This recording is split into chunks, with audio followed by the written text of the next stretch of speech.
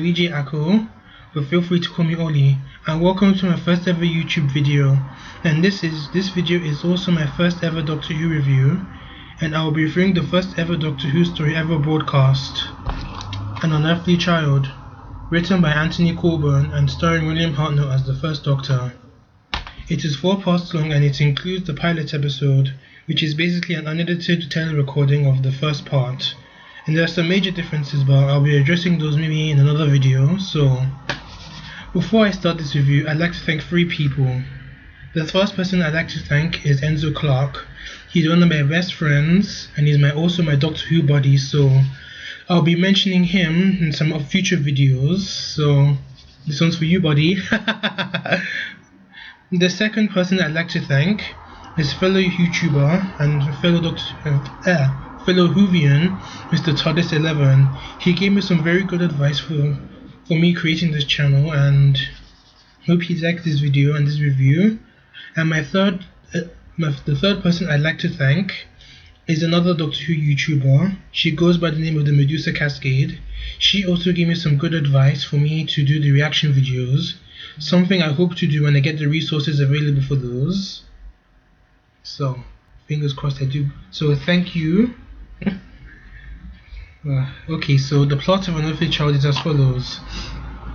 Susan Foreman is a mystery to teachers Ian Chesterton and Barbara Wright, seemingly knowing more than she should about the past and the future. Their curiosity leads them to follow her home one night, only to find that her home appears to be a deserted junkyard. In the junkyard, they discover a police telephone box and a strange old man who claims to be Susan's grandfather and calls himself the Doctor. The journey of a lifetime is about to begin. Oh my goodness. So, An Unearthly Child. It's good, but isn't perfect. But it's a good thing that this story isn't perfect, because it will give the writers some time to find their feet, and they definitely do find their feet in the science fiction world later on in the season. And it's still a very good way to kick off 50 plus years of the show. Okay, so the positives. I love the atmospheric feel of this story, especially in the first part, which is also called An Unearthly Child. Yeah, you do get some stories that actually have parts that are named after the story, like episode 6 of The Keys of Marinus is actually called The Keys of Marinus. So, I love the atmospheric feel to it, and I love the sorry about the police cars. I'm in my university dorm room, so you might be hearing some odd bits and pieces here and there. But I love how around the creepy, eerie title sequence, and just it cuts to the junkyard, the police officer walking past the junkyard, and there's a bit of fog, and that's something that 60 Doctor Who does very well, especially with the black and white picture. It definitely captures that scary, nightmarish feel to it, and that's something they do really well compared to 72 and 82. But they have their own strengths as well, like the special effects and stuff like that. But yeah, and of course with the incidental music from Dudley Simpson, that also I like Dudley Simpson. His music in this, I think he did 60s and 70s Doctor Who, and his music was very good and definitely gives that nice feel to it. I mean, it's very nice to listen to. It's very nice to listen to. And now onto the cast themselves. William Hartnell, he was very good here, and there's no doubt about that he started Doctor Who. But in this story, his character is very different compared to the other stories. Considering the fact he was a lot more alien here, and I think he just recently left Gallifrey, and he was a bit strange to Ian and Barbara, because he was a bit standoffish to them, but not compared to the pilot, he was completely standoffish. But he was actually found it a bit funny. The guy was just found it so amusing that he was just there. They were just found the TARDIS. But there was one part, especially in the story, in episode 3, when the caveman Tsar was hurt, I think, by the boa, and he was unsure why Ian was helping him, and was like, "Why are you helping him?" And then I think the Doctor wanted to try and kill him or something. Yeah, but he didn't recently. He just recently left Gallifrey. He's used to being with Susan. He's kind of a bit like me when I first started uni. Not necessarily standoffish, just a bit out of my comfort zone. Just yeah, kind of like that. I can sort of relate, but not to the point of actually trying to kill someone when or hurt kicking someone when they're down. But definitely not like that. But the companions, Ian and Barbara, portrayed by William Russell and William Russell and Jacqueline Hill, they were very good.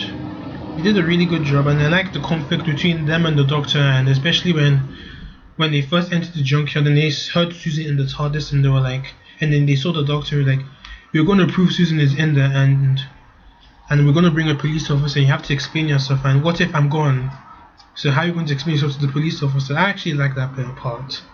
The Doctor was pretty much playing dumb with them, and actually was playing dumb even though he knew what was going on, even though he knew Susan was in the TARDIS.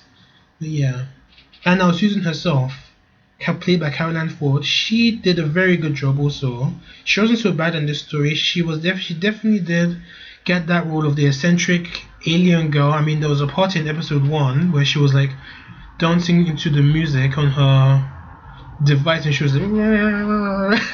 I actually like that part. That's me when I'm alone. Don't tell anyone. This is between me and you, alright? So she was like dancing in the classroom, and then Ian and Barbara walked in. I actually like that part. Now Susan, she's a very lovely girl, but even though I don't think she was written well during her tenure in the TARDIS compared to future companions like Vicky, Zoe, Sarah Jane, but I'll get to those at a later point. And I also like the part when Ian and Barbara stepped into the TARDIS and Susan was like, oh my god, what's happening? My school teachers, they have grandfather, please let them go. I don't want to get into trouble. They won't tell anyone. I actually, it's as if she was about to get into trouble with the Doctor, and she was quite scared. I think she really did a good job in that. Okay, so the downsides of this story. Well, episode 1 contains most of the story strengths, but the next 3 parts was where I think the story kind of disappointed. So episode 1, of course, it featured the whole mystery around Susan, who she is, who this grandfather, her mysterious grandfather, and why they're in the police, living in the police box in the junkyard. Why is the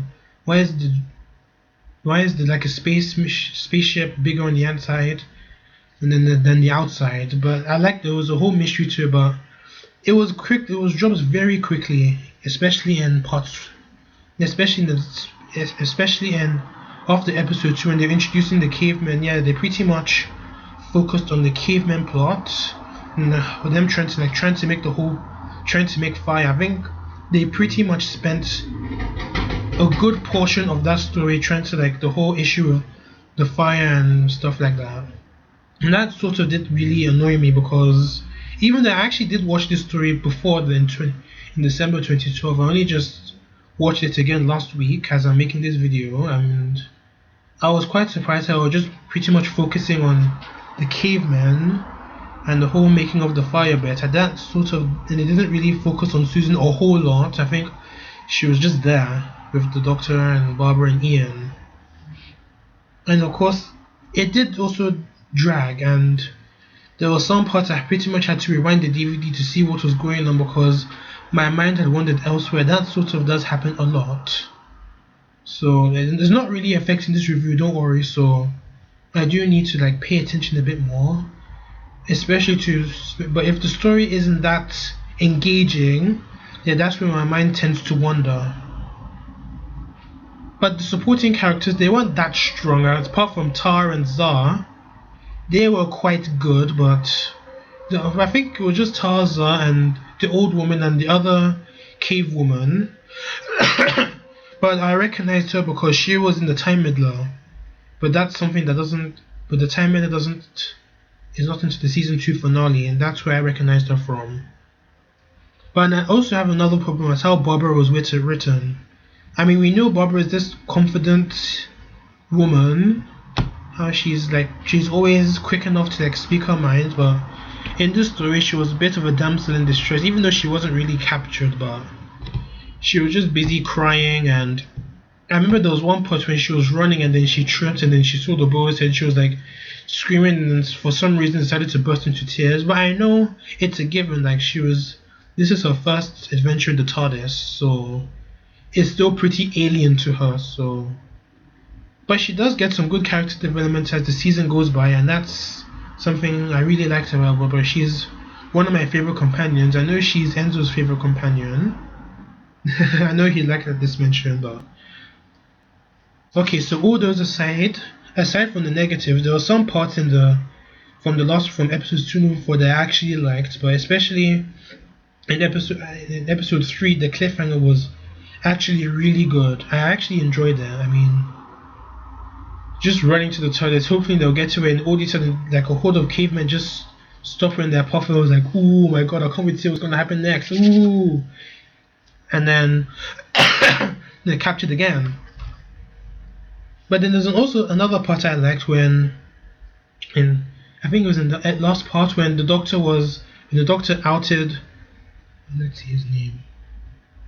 The doctor outed the other caveman Cal. He was accusing Zoe of killing the old woman, and then the doctor like pretty much exposed Cal as the old woman's murderer by switching his knife for Cal's knife. And that was actually really the part I really enjoyed. I was thinking in my head, oh yes, this is the William Hartnell's Doctor we all know and love, and this is definitely where we start to see some change in him, in the Doctor. So, on a scale of 1 to 10, 1 being the worst and 10 being perfect, I give it a 6.5. Well, it's a good thing, but I mean, you fall down 1 time, fall down 5 times, get back 6.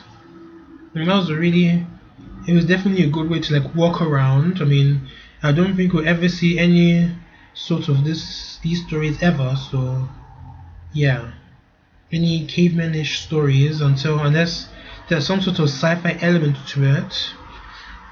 But yeah, so my next review is the Daleks.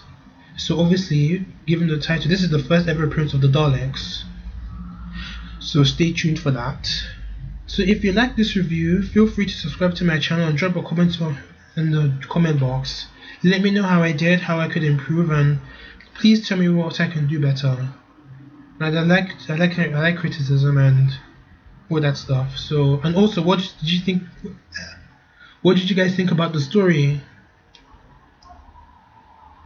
Yeah, and put in the comment below, and see you guys later.